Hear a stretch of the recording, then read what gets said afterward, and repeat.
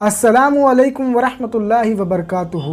दोस्तों, मैं शाद मोहम्मद आप सभी के खिदमत में हाजिर हूँ ईमान मुस्तफ़ा चैनल की जानिब से। दोस्तों, आज मैं आप सभी के लिए एक ऐसा वाक़या लेकर आया हूँ जिसको सुनने के बाद यकीनन आपकी रूह कांप जाएगी। दोस्तों, आज के इस वाक़ये में मैं आप सभी को बताने वाला हूँ कि एक औलाद ने, एक बेटे ने किस तरीके से एक जूते की वजह से अपने बाप की जनाजे की नमाज नहीं पढ़ी। यकीनन आपकी आंखों से आंसू निकल जाएगा जब आप ये वाक़या सुनेंगे, क्योंकि दोस्तों वाक़या ही कुछ ऐसा है और ये वाक़या कोई झूठा वाक़या नहीं है, ये बिल्कुल ही सच्चा वाक़या है। दोस्तों, वही हर बार की तरह वाक़या शुरू करने से पहले मैं आप सभी से एक छोटी सी गुजारिश करूंगा कि इस वीडियो को लाइक करें और इस वीडियो को ज़्यादा से ज़्यादा शेयर कर दें, और अगर आप इस चैनल पर नए हैं तो चैनल को भी सब्सक्राइब कर लें। प्यारे दोस्तों, आज आप सभी को एक बाप और 3 बेटे का वाक़या सुनाऊंगा। दोस्तों, कुछ वक्त पहले की बात है कि एक शख्स को 3 औलाद हुई, और वो जो 3 औलाद हुई वो तीनों के तीनों बेटे ही थे। लेकिन हुआ ये कि उनमें से जो 2 बेटे थे वो शुरू से ही पढ़ने में बहुत ही ज़्यादा तेज़ थे, जिसकी वजह से उसका जो बाप था वो लोगों पर ज़्यादा ध्यान दिया करता था, उनसे ज़्यादा मोहब्बत किया करता था। उन्हीं तीनों में से एक बेटा ऐसा था जो पढ़ाई लिखाई में बड़ा ही कमज़ोर था, जिसकी वजह से उसका जो बाप था वो उन दोनों बेटों से ज़्यादा प्यार करता था और अपने इस बेटे पर ध्यान नहीं दिया करता था। जब भी पढ़ाई का खर्चा होता वो अपने दोनों बेटों पर खर्च कर देता, यानी इस बेटे पर ज़रा भी खर्च नहीं किया करता था। लेकिन दोस्तों, मैं आप सभी को बता दूं कि ये जो शख्स था इसने अपने दोनों बेटों को पढ़ाई करने के लिए बाहर भेजा।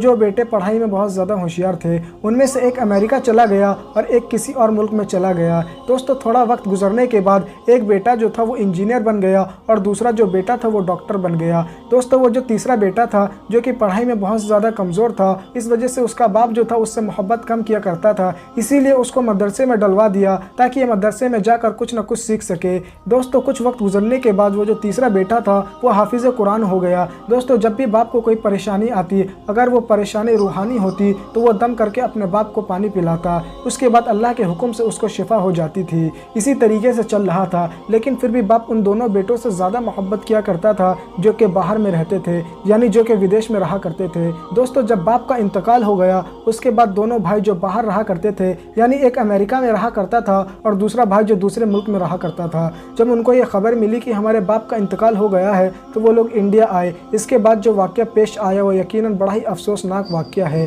मैं आप सभी को बता दूं कि जो बेटा हाफिज़ कुरान था उसी ने गुस्ल वगैरह दिया, सब कुछ उसी ने किया। जब जनाजे की नमाज़ पढ़ने का वक्त आया तो उस वक्त मेरे प्यारे दोस्तों, दोनों जो भाई थे, यानी एक जो हाफिज़ कुरान था और दूसरा जो डॉक्टर था, वो जनाजे की नमाज़ में शामिल हो गया। लेकिन अफसोस, जो कि तीसरा भाई था, जो इंजीनियर था, जो अमेरिका पढ़ने के लिए चला गया था, वो एक ऐसा जूता पहन कर आया था जो कि बहुत ही ज़्यादा महंगा था, तो जिसकी वजह से वो कब्रिस्तान के बाहर ही खड़ा रहा। जब लोगों ने उसे बाहर खड़ा देखा तो लोगों ने इस बारे में उससे पूछा कि तुम बाहर क्यों खड़े हो, तुम्हारे बाप का तो जनाजा सामने रखा है, लोग जनाजे की नमाज़ पढ़ रहे हैं, तुम क्यों बाहर खड़े हो। तो इस बात पर उस बेटे ने उन लोगों से ये बात कही कि मैं जो जूता पहन कर आया हूँ वो बहुत ही ज़्यादा महंगा है, जिसकी वजह से मैं जूता उतार नहीं सकता, वरना मेरा जूता चोरी हो जाएगा। दोस्तों, जिस बाप ने उसको इतना प्यार दिया, जिसको अमेरिका पढ़ने के लिए भेजा, जिसको डॉक्टर इंजीनियर बनाया, लेकिन अफसोस की बात है दोनों बेटे बेकार हो गए। दोस्तों, सिर्फ और सिर्फ वही बेटा काम आया जो कि हाफिज़ कुरान था। जब भी उसके बाप को कोई भी ज़रूरत पड़ती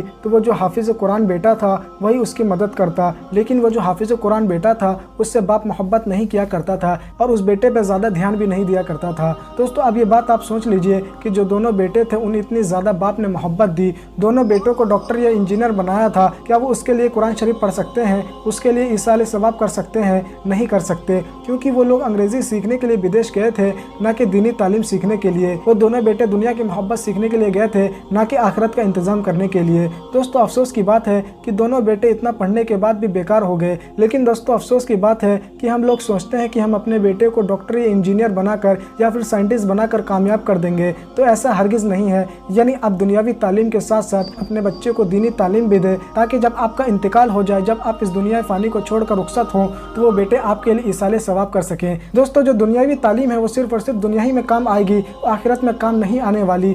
लेकिन जो दीनी तालीम है वो दुनिया और आखिरत दोनों जगह काम आएगी। इसीलिए अपने बच्चे को स्कूल में दाखिला करवाने के साथ साथ मदरसे में भी दाखिला कराएं, ताकि वो दीन और दुनिया को साथ में लेकर चले।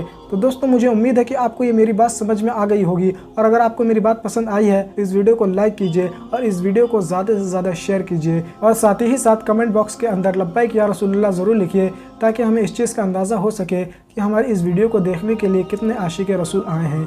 तो दोस्तों, आज के लिए बस इतना ही। जब तक के लिए खुदा हाफ़िज़।